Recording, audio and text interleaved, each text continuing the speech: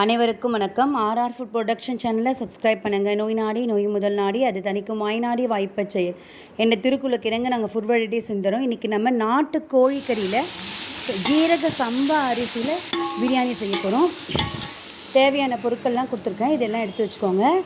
முதல்ல அந்த பட்டை லவங்கம் அதெல்லாம் போட்டு பச்சை மிளகாய் போட்டு வெங்காயத்தை போட்டு நல்லா வெங்காயம் ப்ரௌனிஷாக ஆகிற வரைக்கும் நல்லா ஃப்ரை பண்ணுங்கள். எந்த அளவு வெங்காயம் நல்லா ப்ரௌனிஷ் ஆகுதோ அந்த அளவு பிரியாணி ரொம்ப டேஸ்ட்டாக சுவையாக இருக்கும். இஞ்சி பூண்டு பேஸ்ட்டு போட்டு நல்லா வதக்கிட்டு அதுக்கப்புறம் தக்காளி போடுங்க. தக்காளி நல்லா வதக்கணும். தக்காளியை இந்த தோல்லாம் நல்லா சுருங்குற அளவு நல்லா வதக்கணும். 1 டீஸ்பூன் மிளகாத்தூள், இது நம்மளே ஹோம்மேடாக நம்மளே தயார் பண்ணுறது.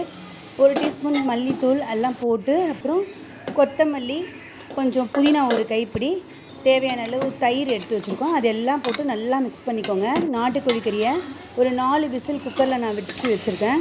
அந்த நாட்டுக்கோழி கறியை அப்படியே அதில் போட்டுக்கோங்க. இப்போ அதில் இருக்க தண்ணியை அளந்துக்கோங்க. நான் 1 கிலோ அரிசி போட்டிருக்கேன், 3 காப்படி எனக்கு வந்திருக்கு. 1:2 தண்ணி.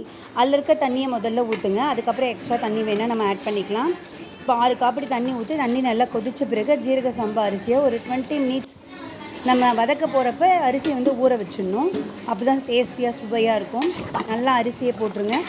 ஒரு 10 நிமிஷத்துக்குள்ளே நல்லா தண்ணி இழுத்துக்கிற பதத்தில் வந்துடும். இங்கே பாருங்கள், நம்ம ஊற்றின தண்ணி நல்லா இழுத்துக்குச்சு. இப்போ ஒரு கைப்பிடி அளவுக்கு அந்த கொத்தமல்லி தழை எடுத்து வச்சுக்கோங்க. நல்லா நுண்ணியமாக கட் பண்ணி எடுத்து வச்சுக்கோங்க. இப்போ நல்லா கிளறி விடுங்க. நல்லா கிளறி விட்டுட்டு வேணும்னா கொஞ்சம் நெய் வேணால் மேலே ஊற்றிக்கலாம், இல்லை இறக்கி கூட ஊற்றிக்கலாம், உங்களோட இஷ்டம் தான். சூப்பராக சுவையாக நம்ம இன்றைக்கி கோழிக்கறியில் ஜீரக சம்பா அரிசியில் பிரியாணி நம்ம ரெடி பண்ணிட்டோம். தண்ணியெல்லாம் ஃபுல்லாக ட்ரை ஆகிடுச்சு. ஓகே, இப்போ ஒரு 5 நிமிஷத்துக்கு முன்னாடியே தோசைக்கல்லை நல்லா அடுப்பில் வச்சு சூடு பண்ணிவிடுங்க. ஸ்லோ ஃப்ளேம் பண்ணிக்கோங்க. ஒரு 20 மினிட்ஸ் போல் தம் பண்ணிவிடுங்க.